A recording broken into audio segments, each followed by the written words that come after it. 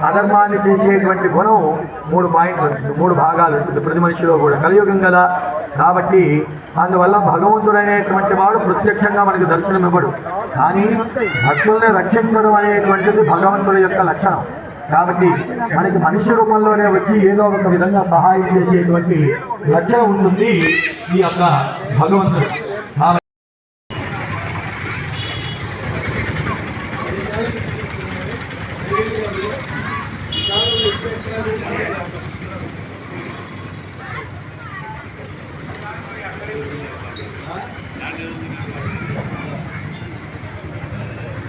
ఈ 15 సంవత్సరాలు ఈ 15 నెలల్లో ఇంతవరకు ఎక్కడ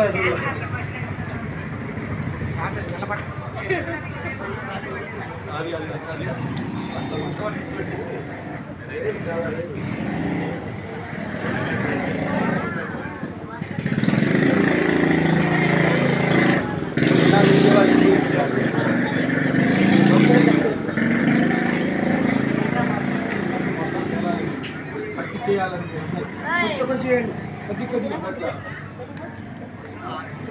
వేసి జనం అయిపోయేటప్పటికీ అసలు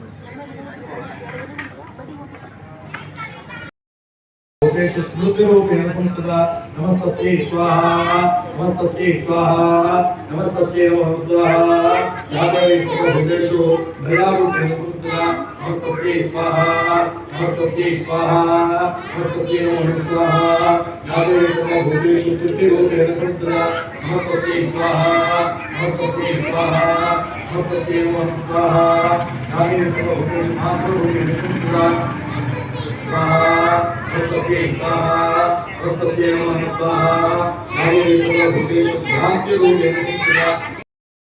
అవకాశం మధ్యలో మీరు ఎక్కడికైనా వెళ్తే చేసుకోవచ్చు, మనం ఇక్కడ చేసుకునే దాని సంగతి చెప్తున్నాను.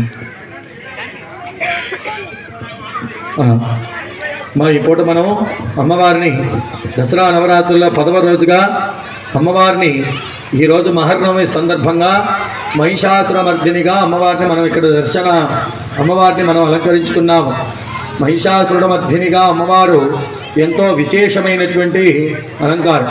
అంటే మనిషిలో ఉండేటువంటి చెడుని మహిషాసురుడు అనేటువంటి వాడు ఎటువంటి వాడే అంటే ఎవరి దగ్గరైతే మంచిది ఏదైతే ఉందో దాన్ని కొట్టేసేసి వీడు తీసుకొచ్చుకోవటం, అందరినీ ఇబ్బంది పెట్టడం, బాధ పెట్టడం, ఎదుటివాడు ఏదన్నా మంచి పని చేస్తున్నాడు, ఋషులందరూ కలిసి ఒక యజ్ఞం చేస్తున్నారంటే ఆ యజ్ఞాన్ని ధ్వంసం చేయటం, ఇంద్రాది దేవతలందరినీ కూడా వారి యొక్క పదవుల నుంచి పదవీచ్యుతుల్ని చేయటం, వాళ్ళందరినీ కూడా వీడి యొక్క స్వాధీనపరచుకోవటం, వాళ్ళని బాగా ఇబ్బంది పెట్టడం, ప్రజలందరినీ కూడా ఎన్నో ఇబ్బందులకి లోక కంటకుడిగా మారాడు.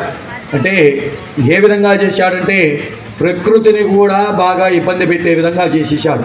అంటే వాడి దెబ్బకట ఈ చండీ హోమంలో చెప్తాం, సముద్రాశ్చ చంగంబ్రే, సముద్రాలు కూడా అల్లకల్లోలం అయిపోయినాయిట, అంత ఇబ్బంది చేశాడు.